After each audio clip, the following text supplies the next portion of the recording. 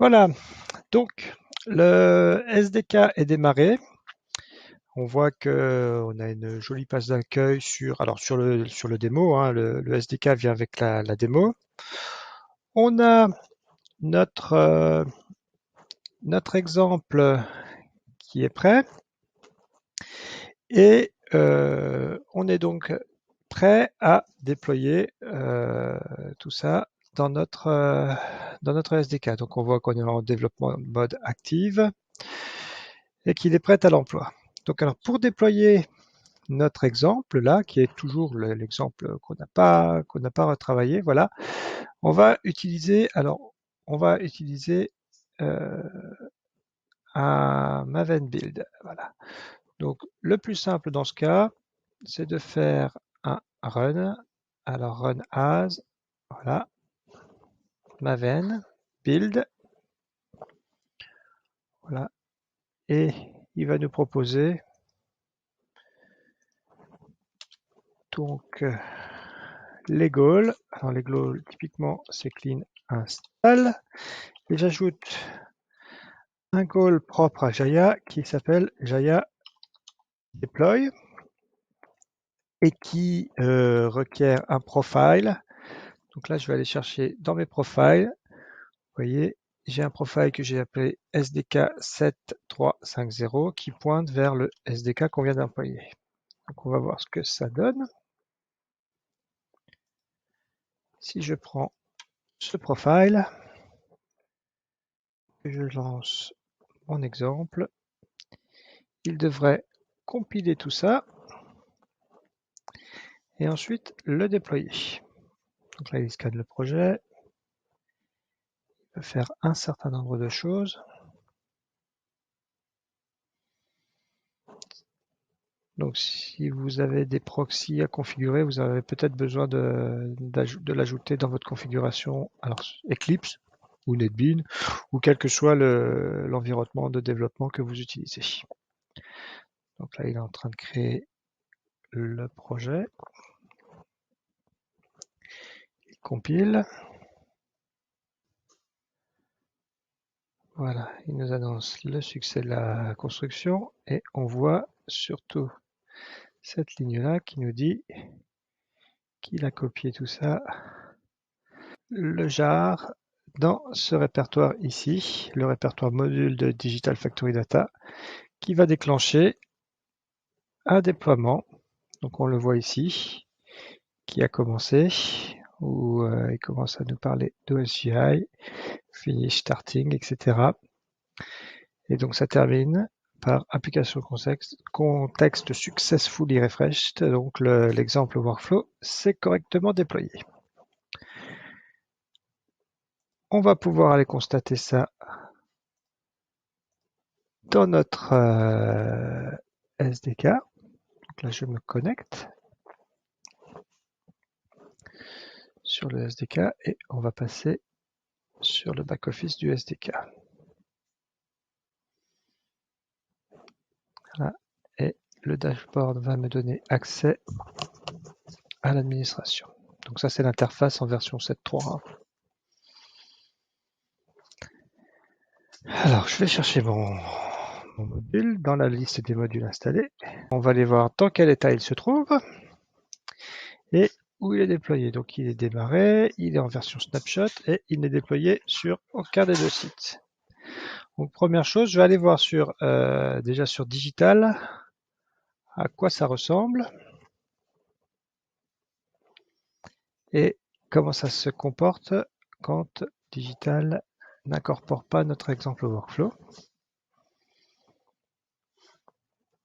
Donc là, les workflows sont là. Voilà. Et donc, si j'édite n'importe quel composant, je vais trouver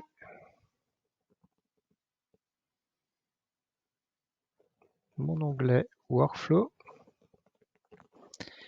qui me dit alors la chose suivante. Donc, j'ai des workflows de publication qui me dit la chose suivante, qui me propose one step, two step. Donc ça, c'est le workflow de base.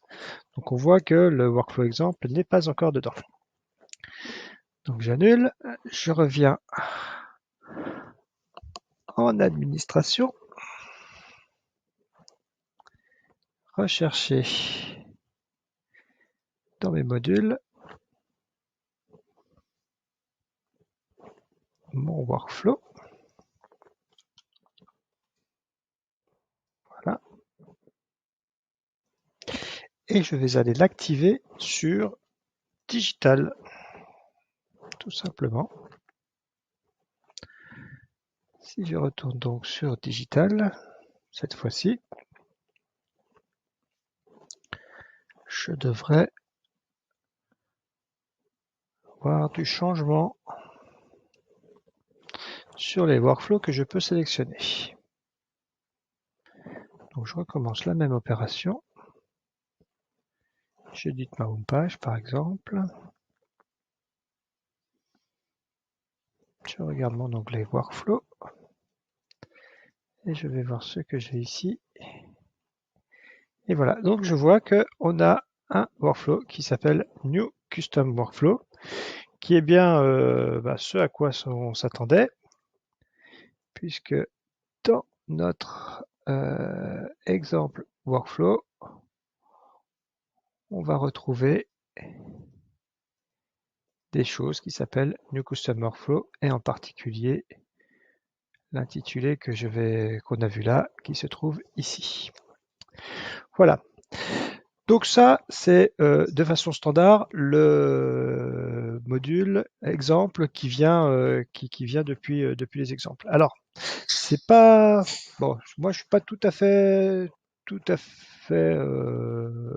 content avec le nom qu'il a. Donc, ce que je me propose de faire, c'est un petit peu de refactoring. On va remplacer New Custom Workflow par, typiquement, on va mettre le nom de notre entreprise. Donc là, on va remplacer partout où on trouve New, on va mettre, je sais pas moi, par exemple, Acme, hein, Acme Custom Workflow. Donc là, ça va être l'objet de ce que je vais faire. Alors, on va en trouver partout, hein. Je vais remplacer donc dans le nom, ce nom ici. On va le retrouver également ici, hein, dans le fichier BPM2. Alors, donc il va me proposer voilà l'organisation graphique du BPM, sachant que derrière, hein, on est sur du XML, donc généralement on peut visualiser les deux. Voilà, on a une organisation XML.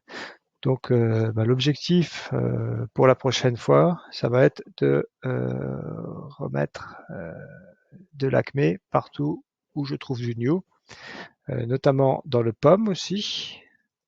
Si j'ouvre le POM, on va trouver exemple workflow, ça on va le renommer aussi en Acme Workflow.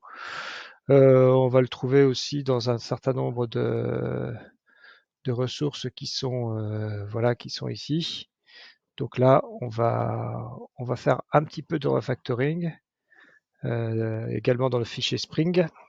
Il y a du refactoring à faire pour que tout ça prenne la patine corporate de notre entreprise. Voilà, merci à vous et je vous dis à très bientôt pour la suite.